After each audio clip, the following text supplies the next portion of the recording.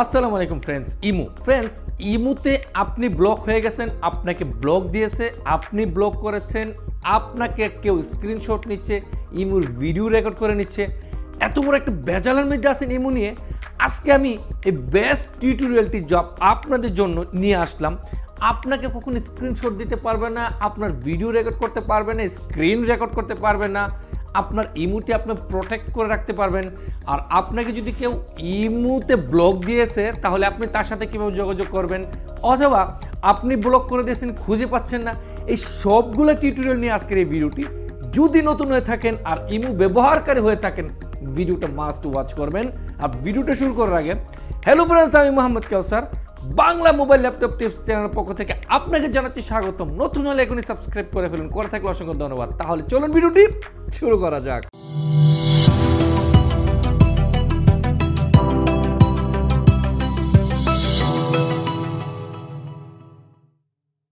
Friends, স্ক্রিনে স্বাগতম। প্রথমে ইমোতে যদি আপনি ব্লক করেন কোথায় পাবেন বা কিভাবে ব্লক করবেন, প্রথমেই আমি ওনাকে ব্লক করে দিচ্ছি। প্রথম দেখেন, ব্লক করার জন্য প্রথমে নামের উপরে ট্যাপ করতে হবে এবং ডান পাশে উপরে আবারও ওনার ডান পাশের উপরে তিনটা ডট দেখতে পাবেন, ডটের উপরে ট্যাপ করবেন। এখান থেকে আবারও ওনার নামের উপরেই ট্যাপ করতে হবে, যেমনটা এখানে নাম অথবা ওনার ফটো সাইটে।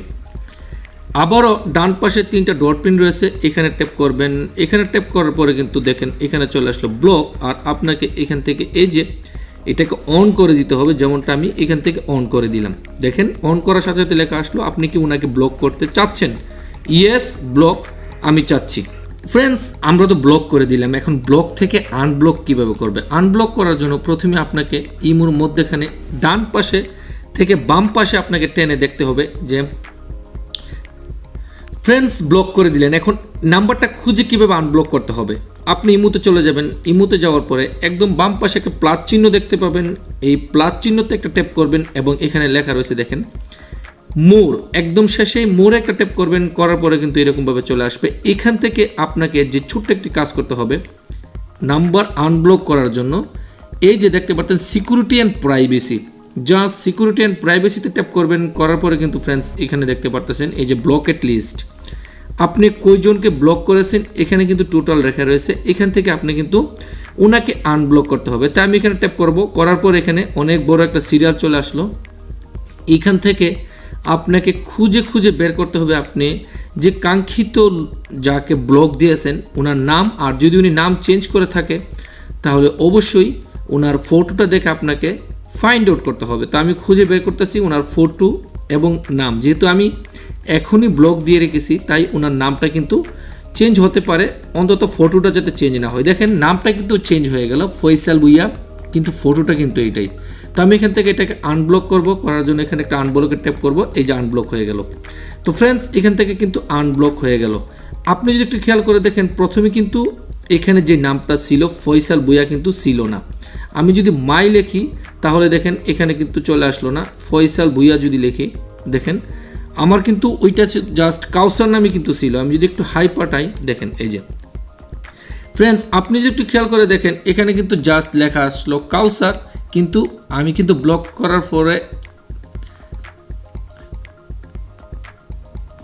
ফ্রেন্ডস এখানে যদি একটু খেয়াল করে দেখেন চলে আসলো কাউসার। আর আমি ব্লক করার পরে কিন্তু চলে আসলো ওনার অরিজিনাল নাম ফয়সাল ভুইয়া। তাই আপনাকে ব্লক করার পরে নাম চেঞ্জ হতে পারে, কিন্তু লোগোটা আপনি খুঁজে বের করতে হবে। আর ব্লক করার পরে যদি দেরি হয়ে যায়, উনি লোগো পরিবর্তন করে ফেলে এবং ওনার অরিজিনাল নামটা চলে আসে, তাহলে আপনি আনব্লক করতে পারবেন না। এটা হচ্ছে প্রথম ধাপ। নাম্বার 2, ফ্রেন্ডস যদি আপনি ওনার সাথে যোগাযোগ করতে চান ব্লকের পরে, কিন্তু যোগাযোগ করলে যদি ওনার সাথে আপনার কোনো গ্রুপে থাকে তাহলে এই গ্রুপে আপনি কথা বলতে পারেন, উনি কিন্তু শুনবে। তাই এখানে দেখেন আমার একটা পরিজন একটা গ্রুপ রয়েছে, এখানে কিন্তু এই লোকটি কিন্তু এখানে রয়েছে, অর্থাৎ এই নামের যেই ব্যক্তি উনি কিন্তু এখানে রয়েছে।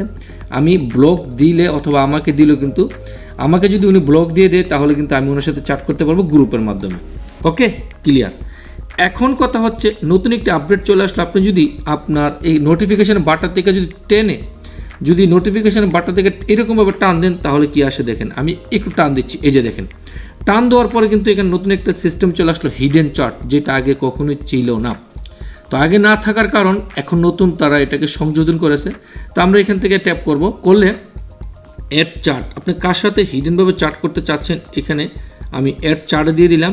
এবং এখানে লেখা রয়েছে সেট পাসকোড। আপনি যদি কারোর সাথে কথা বলতে চান ওনাকে একটা পাসকোডের মাধ্যমে দিতে হবে। আমি ইনেবল করব পাসকোড এবং এখান থেকে একটা পাসকোড দিচ্ছি 1 2 3 4। ওকে, আবারও দিচ্ছি 1 2 3 4। দেখেন আমার কিন্তু দুইটা পাসকোড চলে আসলো। এখন এখান থেকে আমি ওনার সাথে চার্ট করতে চাচ্ছি এবং ওনাকে দিয়ে দিলাম ওকে। এখন কিন্তু ওনার সাথে আমি এখানে চার্ট করতে পারবো। আমি যদি আমার এখান থেকে ওনার সাথে চার্ট করতে চাই তাহলে এখন ওনার সাথে আমার হিডেনভাবে চার্ট করা কিন্তু হয়ে যাবে। তো আমি এখানে যদি অ্যাড করি আবার কাউকে অ্যাড করতে পারবো। তো আমি অ্যাড করতে চাচ্ছি না, ওনার নামের উপরে একটা ট্যাপ করব এবং ওনার সাথে এখন যা আমার চার্ট হবে সব কিন্তু হিডেনভাবে চার্ট হবে ফ্রেন্ডস।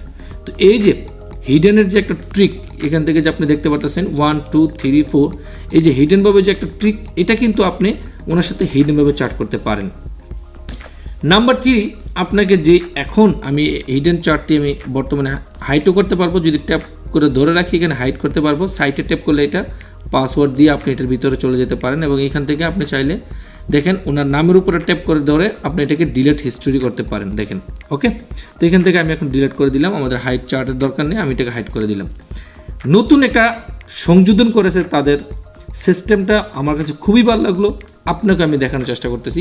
নামের উপরে ট্যাপ করলাম ফ্রেন্ডস, আপনি ওনার নামের উপরের সাথে দেখেন একটু সাইটে লেখা রয়েছে নামের সাথে একটা চিহ্ন দেওয়া রয়েছে। আপনি যদি চিহ্নটা একটু খেয়াল করে দেখেন, এই যে এখানে যদি একটা ট্যাপ করেন তাহলে দেখেন চার্ট প্রাইভেসি চলে আসলো। আর এই চার্ট প্রাইভেসি সেটিংয়ে যদি আমরা চলে যাই এখান থেকে, তাহলে এখানে দেখেন অনেকগুলো অপশন চলে আসবো।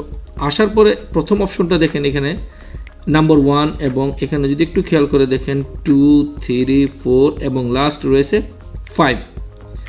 এখানে প্রথম যে মেসেজটা রয়েছে দেখেন এখানে লেখা রয়েছে ডিসঅ্যাপিয়ারিং মেসেজ। এই ডিসঅ্যাপিয়ারিং মেসেজের মধ্যে যদি ট্যাপ করি দেখেন এখান থেকে 1 দিন 2 দিন 3 দিন। এটার অর্থ হচ্ছে আপনি যদি কোনো এক ব্যক্তির কাছে চার্ট করেন তাহলে এখান থেকে ওনার টাইম সেট করতে পারেন, এতদিন পরে এটা অটোমেটিক ডিলিট হয়ে যাবে। 1 দিন থেকে আপনি এখানে 30 দিন পর্যন্ত রয়েছে। ওকে, আপনি এটা অ্যাপ্লাই করে চার্ট করলে ওনার মেসেজটা অটোমেটিক এখান থেকে ডিলিট হয়ে যাবে। নাম্বার 2 ফ্রেন্ডস, এখানে লেখা রয়েছে দেখেন টাইম অ্যান্ড মেশিন। এখানে যদি ট্যাপ করেন তাহলে এটাকে যদি অন করে দেন, এই যে দেখেন আপনাকে এখানে কিন্তু ডেমো করে দেখে রেখেছে, এই যে দেখেন এই যে ডেমো। আপনি এইরকমভাবে কিন্তু এটাকে ডিলিট করতে পারেন একদম শর্টকাটে টাইম বাঁচানোর জন্য, অর্থাৎ এটাকে শর্টকাটে বলা হয়েছে টাইম মেশিন। আমি এটাকে এখন অন করে দেব, এই যে দেখেন ইনেবল করে দিচ্ছি, এটা কিন্তু এখন ইনেবল হয়ে গেল। আচ্ছা, ইনেবল করার পরে নাম্বার 3 নাম্বারে যেটা রয়েছে যদি একটু খেয়াল করে দেখেন ব্লক স্ক্রিনশট ফ্রম চার্ট। আপনার সাথে কেউ চার্ট করার সময় যদি কেউ আপনাকে স্ক্রিনশট দিতে চায় তাহলে কখনোই দিতে পারবে না। এই যে দেখেন এখানে কিন্তু একটা করো চিহ্ন রয়েছে। তো আমি এটাকে এখন কি করব, এখান থেকে উনি যাতে আমাকে স্ক্রিনশট না দিতে পারে আমি এটাকে অন করে দেব। আপনার সাথে যদি কেউ চার্ট করে সে কখনোই স্ক্রিনশট দিতে পারবে না। ওকে ফ্রেন্ডস, তো আমরা এটাকে অন করে দিলাম।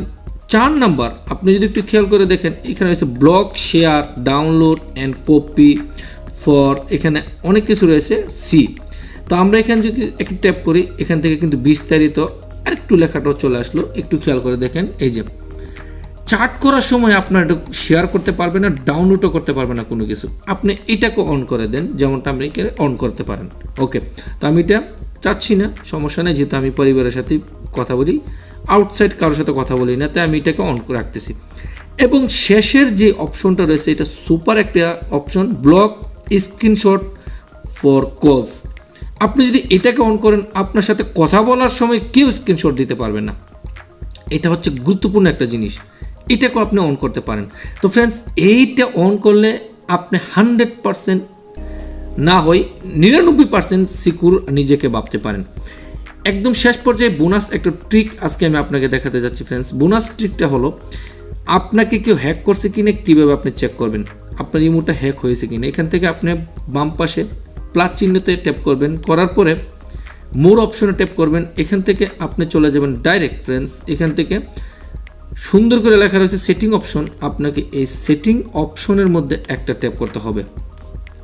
সেটিং অপশনে ট্যাপ করার পরে কিন্তু এখানে খুব সুন্দর করে লেখা রয়েছে ম্যানেজ ডিভাইস। জাস্ট ম্যানেজ ডিভাইসের উপর একটা ট্যাপ করবেন, করার পর এখানে দেখেন আমার এখানে জাস্ট একটাই অ্যাক্টিভ অনলাইন রয়েছে। আর এখান থেকে যদি আরেকটা অনলাইন থাকে তাহলে মনে করবেন আপনার রিমোটটা দুইটা মোবাইলে চলতেছে, মাল্টিপল ডিভাইস। ওকে, তো আমার এখানে একটাই অ্যাক্টিভ রয়েছে আর একটাই চলতেছে, আর এটাও অফ রয়েছে। যদি মাল্টিপল ডিভাইস থাকে তাহলে এটা অন করলে আপনাকে কেউ মাল্টিপল ডিভাইস হিসাবে, এই যে দেখেন, এই যে এখন কিন্তু এখান থেকে মাল্টিপল ডিভাইস হিসেবে অন্য একটা নিতে পারে কেউ। আমি এটা অফ রাখতেছি, কারো সমস্যা নাই, কারোর সাথে আমি মাল্টিপল ডিভাইস শেয়ার করতেও চাচ্ছি না। তো এটা হচ্ছে আপনার চেক করবেন প্রায় সময় আপনাকে কেউ ভুলবশত বা আপনার রিমোটটা অন্য কেউ নিতে পারে, বা আপনাকে কেউ যদি ভুলবশত হ্যাক করে ফেলে বা জেনারেশন হ্যাক করে আপনি সিকিউর থাকতে পারবেন। তো এই টিপসগুলো যদি ভালো লাগে অবশ্যই সাথে থাকবেন। নতুন কিছু নিয়ে আবার দেখা হবে। অসংখ্য ধন্যবাদ সম্পূর্ণ ভিডিওটি দেখার জন্য। নতুন কিছু নিয়ে আবার দেখা হবে, ততক্ষণ পর্যন্ত ভালো থাকবেন। আল্লাহ হাফেজ।